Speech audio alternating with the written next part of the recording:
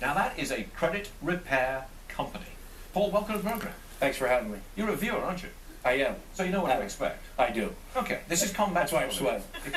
I put it to you, you do credit repair for Yes. individuals and for companies. Yes. It's in your interest for people to go deep into debt and to need credit repair. You are cheering on this consumer society. You are cheering on Black Friday selling and buying when people can't afford to buy, aren't you?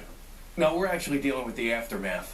Yeah, so exactly. we don't cheer people on. But you want that aftermath. No, we don't. The reason why I'm on the show and the reason why I recently spoke down in Washington, D.C. at a government affairs conference Yes. is to change the system.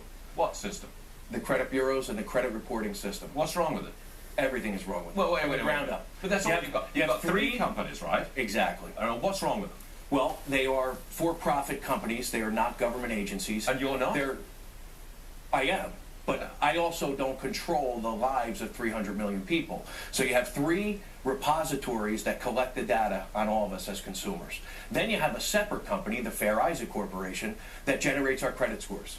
The government consistently tries to put their thumb on monopolies in this country, but yet they overlook the one company, there's only one, that generates the credit scores for 300 million people. All right. Why is that? Okay, if you think it's fixed and it's a monopoly and the government's got its thumb on it, what system would you put in place? Real fast. I would probably follow the guidelines of the Consumer Financial Protection Bureau. And what they're doing is they're going to try and come up with a better system. I'm the first person to agree that we need a tool to measure 300 million people. And right now, it's credit scores and credit bureau. Okay, if you had a better system to measure the credit worthiness of 300 million Americans, if you had the kind of system that you want, would it show those 300 million Americans are in better shape credit-wise or worse shape credit-wise? What do you think? I think it would show that they're in better shape than they actually are, because everyone was stricken with the downturn of the markets and the housing debacle that we all face. So when someone has a 130-day late payment and it costs them 30 points on their credit score, but yet they paid their bills on time for the past 20 years, to me, that's a flawed system. It's interesting. How much do you charge to rectify somebody's bad credit? That depends upon the amount of work that has to be done. There's not a fixed price in place. So Stuart Varney comes to you, and I've got average cost is $800. $800. That's right. So if I've got a lousy credit score, that would be say 500. That's a pretty bad score, isn't it? That's a bad score. I pay you $800, and you get me a score of 700. Well, there are no guarantees, Stuart. Okay. But I've got to pay you the money. You do have to. That's a guarantee. How would you get me from 500 to 700 on my credit score? How would you do that? How much time do we have?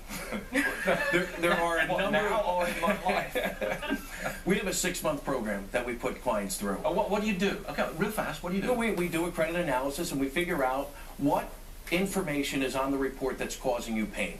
The latest research actually shows... Okay. Do you then go to the credit reporting company and say, hey, Stuart Varney, he's not such a bad guy. Ease up in that area. He will pay that bill. What we do is... He'll pay a certain amount on that. Well, what we say to the credit bureaus is, if you wish to continue to report that information, you have to verify and validate it. You have to make it accurate and timely. And unfortunately, the credit bureaus, quite frankly, do a terrible job. Okay, look, I haven't paid my bills, right? I've got a lousy credit score of 500. I just have not paid. I'm in debt up to my eyeballs.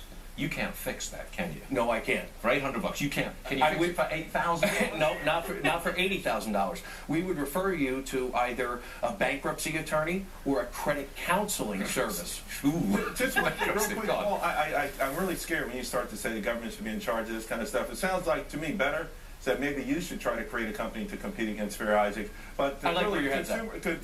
I know people in banking, and you're talking about this one. You want to give it from one entity to another single entity. No, I just think it should be more regulated. Well, not controlled, more regulated. Because I don't think anybody would argue with the fact that the system that's in place right now is not working. No, wait a minute. The current system, which you don't like, is serving up customers to you for an average of $800. That's right. To fix the system. Call me crazy. Call me crazy. Put me out of business.